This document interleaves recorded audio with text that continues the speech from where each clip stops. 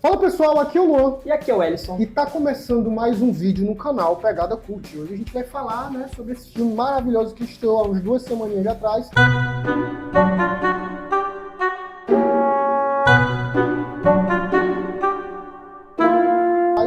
Do diretor Bong Joon-ho. E que muitos estavam esperando, né? Já que o cara já tem uns filmes bons ali, desde o sucesso no Oscar com o Parasita, né?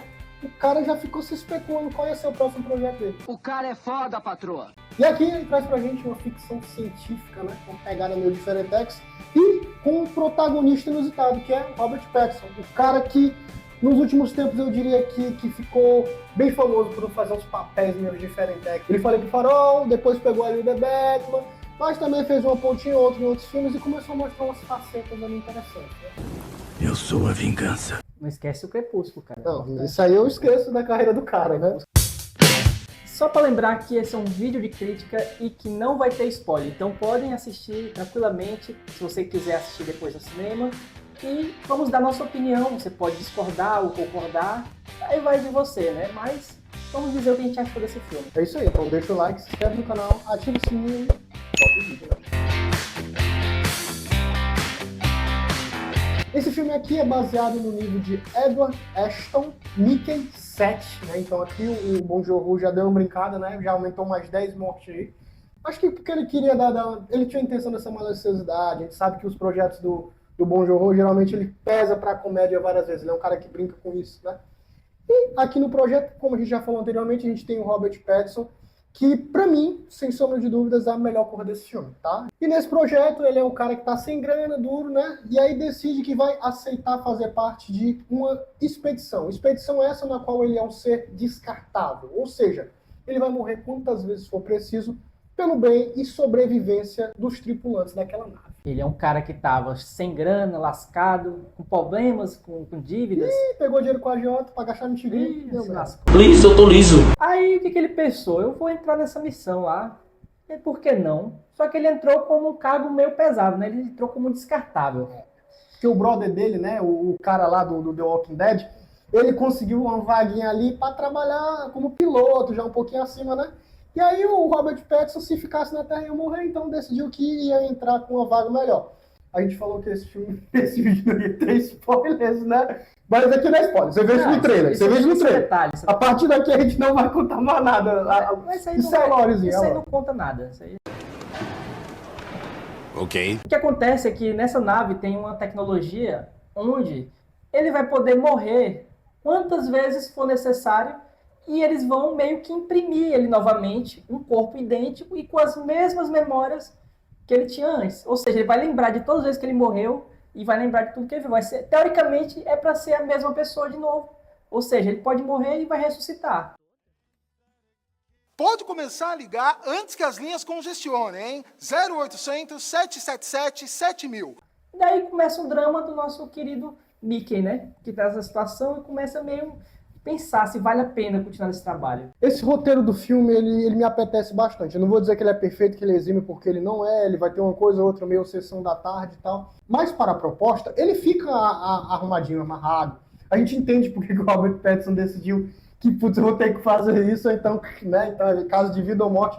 E é curioso que, para fugir da morte, ele vai morrer muitas, mas muitas vezes mesmo.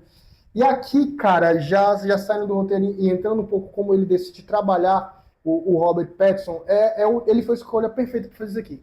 Se fosse, eu acho que qualquer outro ator, não me vem algum na cabeça agora, talvez essa atuação ficaria mais caricata do que o necessário, consegue entender?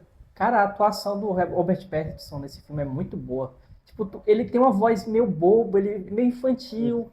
E, tipo, é totalmente diferente do que você já viu o Robert Pattinson fazer, aquela pessoa mais sisuda, como Batman.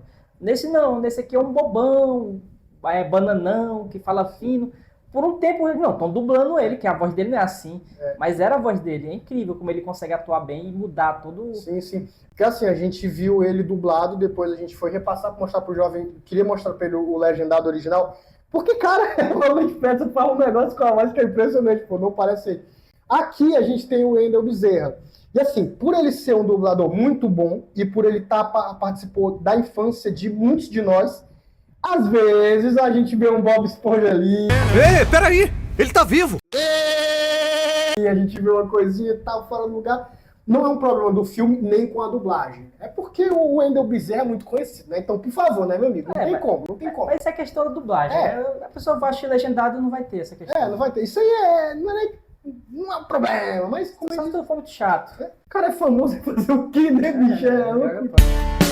Como o Jovem falou, o Robert Pattinson aqui, nessa primeira parte na atuação dele, ele é meio bobalhão, meio bestinha, meio chato.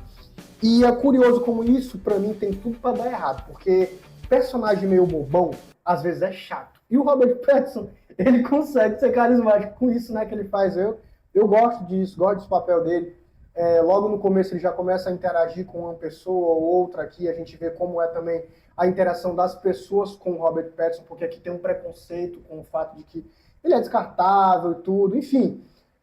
O filme decide que vai trabalhar com isso, o roteiro decide que nesse ponto é o momento que ele vai tentar abrir um pouco de discussão, mas ele abre outras discussões ao longo do filme, né? O interessante desse filme é que ele consegue equilibrar um clima assim meio tenso, né? Tu sente meio preso, porque acontece dentro de uma nave, no espaço, é cheio de corredor, não sei o quê, e fora que tem aquela tensão do cara ser excluído ali, ser humilhado.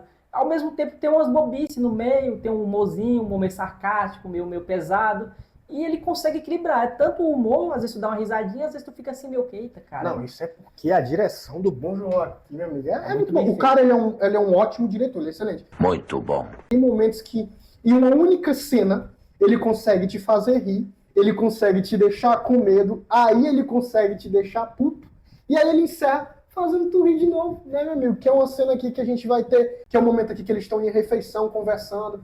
Mas pra não dar muito detalhes, é uma chuva de emoção. Isso é bem legal, né, cara? Além disso, a atuação do resto da equipe é bem boa, né, também. Sim, sim. O Robert Pattinson é muito superior. Com certeza. Mas tem também a atuação dos outros personagens secundários que estão com ele na trama, que são muito boas também. A gente vai ter a Toni Collette, o Mark Ruffalo, que eles fazem um casal, e aí a gente consegue até entender um pouco de como a Toni Collette é superior ao Mark Ruffalo em algumas questões.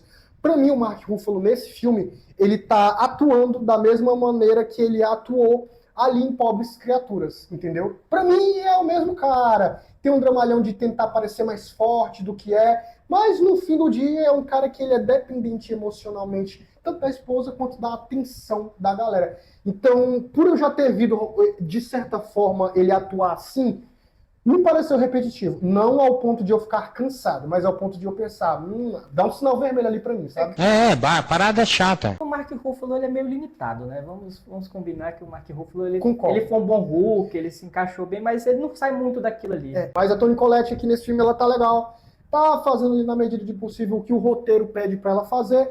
Então tá ok. A gente tem o par romântico do Robert Pattinson também nesse filme, porque aqui todo mundo quer Que atua bem transar com também. o Robert Pattinson. Não, o Robert Pattinson parece que tem um mel, né? Além disso, temos nosso amigo Glenn, né, de The Walking Dead. Que ele não faz diferença muito, ele aparece, ele tem uma importância no filme, mas ele meio que não faz muita coisa. Ele é um amigo arrombado, né? Eles são um cara pau no cu e que aparece de vez em quando pra fazer umas besteiras, mas não dá pra dizer se ele é um ruim ou bom no filme, ele faz parte do filme. Ele tem um final legal, tá? É interessante a história dele, da raiva, é interessante. É divertido. O Bong Joon-ho segue aquela mesma lógica do Parasita. Tem todo um drama, mas tem um humor meio zoeiro no meio, umas tiradinhas bobas, tem umas piadas bobas no caminho, junto com um drama. Sobre o design de produção, gostei da nave, parece uma nave, ok? E é muito semelhante, olha só, as coisas que a gente viu de Alien, né? Porque tem um negócio ali, uma mecânica, né, e tal. A nave, tu consegue sentir o peso dela estando dentro dela. Tu consegue sentir realmente que a nave tem alguns espaços, tem uns corredores estreitos. Então, assim, é real, é incrível pra mim. Gostei do design de produção desse ponto. É aquela dinâmica, né, que é tecnológico, mas é industrial ao mesmo tempo. Isso, exatamente. Ele é tecnológico, é a nave que tá viajando no universo, mas a mesma coisa sai fumaça, tem uns cantos escuros, tem as escadas meio preto, Tem gente meio... trabalhando, senão gente trabalhando, assim, é meio industrial. É legal, é legal. Enfim, os problemas começam, né? Mais uma vez, isso não é spoiler porque tá no trailer. Quando a gente percebe que o Mickey, olha só, ele não morreu quando chegou no planeta. E aí fizeram uma cópia dele, né? E ao fazer essa cópia, a gente vai ter dois Mickeys. O Mickey 17 e o Mickey 18. E aí a gente vê que eles têm duas personalidades distintas. E mais uma vez, Robert Pattinson, né? Cê é louco. Como é que pode? Ele tá atuando de duas formas diferentes. E tu consegue perceber qual é qual só pelo olhar. Não precisa, Sim, eles são sim. idênticos, mas tu sabe que um é o 18 só pelo olhar do... E essa atuação dá diferentes camadas de carisma, porque o 18 ele é carismático por ele ter uma pegada mais maliciosa, ser mais inteligente, e o 17 ele é carismático simplesmente porque ele é bobão. Então, cara, aí tu saca que o ator é bom, porque ele tá fazendo duas coisas diferentes e tá sendo carismático. Faz um psicopata e um bobão. É legal. Não fica um negócio tipo Chaves e Chapolin Colorado. Tá um negócio bom, tá um negócio show. Pois é, mas não só de perfeição vive esse filme aqui, porque tem algumas coisas que incomodaram a gente. Começando pelo final em si do filme, que é um bom final e tudo, só que eu achei que quebrou um pouco o filme. Porque o filme vem numa levada assim meio tensa, que tu não sabe o que pode acontecer, meio dramático, meio gol às vezes. E do nada, o final eu achei o meio sessão da tarde. Mas o final dá uma decaídazinha, assim, parece, perde o clima do filme. Porque assim, o filme, até o momento, ele dá uma atenção pra gente. Ele mostra que tem algumas problemáticas que talvez não sejam solucionadas de uma forma tão fácil. O problema é que ele resolve isso de forma fácil, né, cara? E aí, putz, ele prometeu e nesse momento, quando ele não entrega, ele decepciona um pouco, né, cara? Porque acontece o que a gente imaginaria que ia acontecer em filmes de sessão da tarde, como o jovem falou. E acho que outro ponto negativo, a gente elogiou o design de produção, mas a gente vai não elogiar quando a gente fala da característica do povo alienígena que habita o planeta em que nós, os terráqueos, estamos tentando invadir. Pois é, esses aliens que aparecem, eles são meio genéricos, parece que eles não tinham muita ideia do que como fazer. Aí criou um bicho meio parecido com um ácaro, né? Meio estranho. Pois é, eu acredito que aqui talvez eles tenham usado o designer que foi citado no livro. A gente não está aqui para falar sobre o livro, a gente está aqui para falar sobre o filme, né? Então, pra gente, como um produto audiovisual que é o que o filme vai passar pra gente, não agrada muito como genérico, né? Meio borrachudo, algumas cenas. Fora que tem uma característica que eu não vou especificar do Alien, que meio que me quebrou. Eu criei uma expectativa sobre esses aliens e Sim. chegou no final, o que eu esperava acabou broxando, assim, tipo... Eles criaram uma característica meio boba desse alien que quebrou mesmo, acabou com a atenção do filme e meio que tirou muito a seriedade. Vamos dizer que a atenção tá no mistério, e quando esse mistério ele acaba e a gente tem uma resposta, a gente fica... Não é isso, né? Não é isso que eu esperava, entendeu? A questão é que o Mickey 17, ele começa os seus primeiros minutos, a sua primeira hora, ensaiando que vai trabalhar talvez um pouco essa questão da dicotomia entre os dois e tal, e deixar a gente meio ansioso, nervoso. Mas tem um momento do filme, tem um momento que isso é quebrado. A gente consegue pontuar aqui, se a gente fosse dar spoiler, exatamente qual é esse momento, né, que isso é quebrado. E a partir daí o filme vai ensaiar mais essa questão do embate humano e alienígena. E é bem aí que eu acho que ele dá essa quebrada de expectativa na gente, né? Tu consegue sentir que o diretor quer acabar com tudo logo. Ele quer resolver, é bom resolver, e começa tudo a se encaixar e começa a ir pra frente de uma forma não muito natural. Começa meio artificial e quebra um pouco da estrutura do filme. Mas... A questão é que no fim da jornada a gente pode até dizer que as pessoas daquela nave aprenderam alguma coisa. Isso que a gente pode dizer. Mas fica aquele gosto agridoce, um gosto agridoce que me incomoda, tá? A ponto de eu não conseguir bater o martelo e dizer que esse filme ele é ótimo, ele é incrível, ele é uma nota 8, um filmão, entendeu? Pra mim, o Mickey 17 é divertido, é uma ficção científica com humor muito ácido, que com certeza tu consegue assistir aqui, ó, de boa, sábado à noite, suavão, tô com o Mickey 17, como é pipoca, aproveita essa viagem de 2 horas e taranã, que vai ser sucesso. Pra mim, 7,5. Eu achei uma aventura muito divertida, a tecnologia, o sci-fi, que eles brincam com essa estrutura, com aquela ideia de, se você for reconstruído novamente, com todas as suas memórias, o seu corpo, é você mesmo, Não é. ou não é você. Eu gostei dessa dicotomia que ele criou, mas, como eu falei, o finalzinho meio que me quebrou.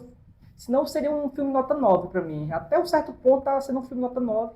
Aí chegou num certo ponto que ele meio foi caindo, mas eu ainda acho ele um 7,5 também. Eu concordo. Inclusive, poucos filmes eu posso dizer que eu gosto da narração em off. Não. Esse filme aqui, eu gosto da narração em off. Tem um momento que eu não colocaria, mas eu gosto, porque quando a narração em off aparece, é engraçado. Se fosse o Capitão Nascimento, seria melhor. Não. E eu perdi no argumento. Então é isso, pessoal. Deixa o like, clica no sininho, segue a gente. Pessoal, eu tô percebendo que vocês estão vendo o vídeo e não estão dando curtida. Vamos lembrar de dar curtida para ajudar a gente, senão a gente vai decair, né? Então, antes de começar o vídeo, já vai lá e dá um... É isso aí. likezinho. Tem gente que precisa comprar fralda, né? Né? Porque tem gente que faz família aí, não vou dizer quem é, mas... Bora lá, pessoal. Continue apoiando o canal. Bye.